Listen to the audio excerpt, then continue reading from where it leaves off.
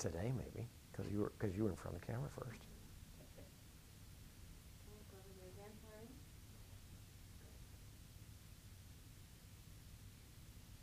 Okay, and our last question.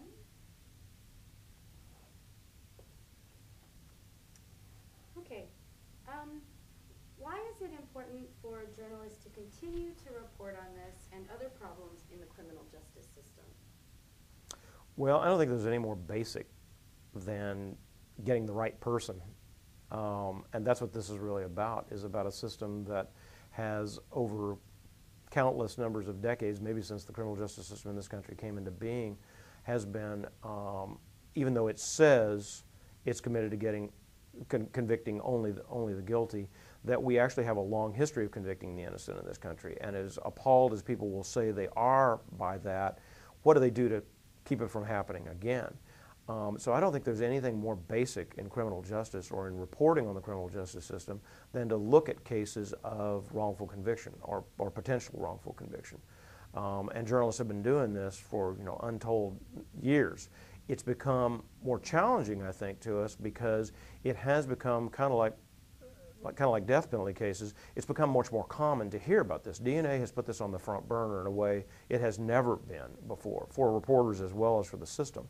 So our challenge is how do we look at these things in ways? We can always, it's the easy way to say, well, how did this one conviction happen? Who is this guy who got wrongfully convicted? Who is the victim? How could they have made such a mistake? As challenging as that can be time-wise, it becomes rote after a while.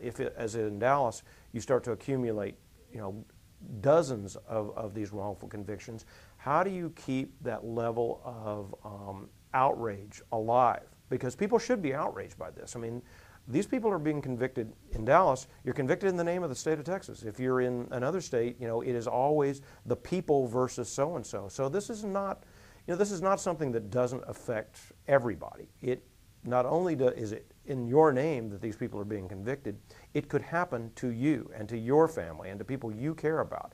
Because if the system is that geared towards conviction that it doesn't take proper notice of things that raise questions about the guilt of someone, then it really can happen to anybody.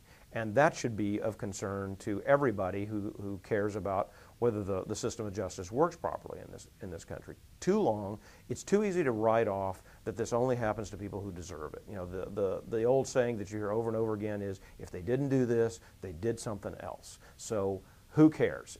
Even if they didn't do this crime, they're still not good people. They still deserve to have this brand on them and to go to prison. So I think at its most basic, this is an issue about, are we convicting the right people? And the Constitution of the United States devotes a lot of its text to dealing with just these kind of issues, fair trial issues, right to counsel kind of issues.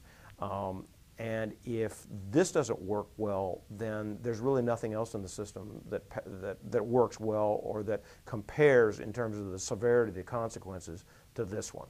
I mean, whether or not you get 10 years instead of 20 years is not nearly as important as, did you do the crime? Are you going to be sent away to prison for one day? Have you been tarnished the rest of your life for something you didn't do? And I don't think there's anything more fundamental or more important than that when it comes to criminal justice reporting.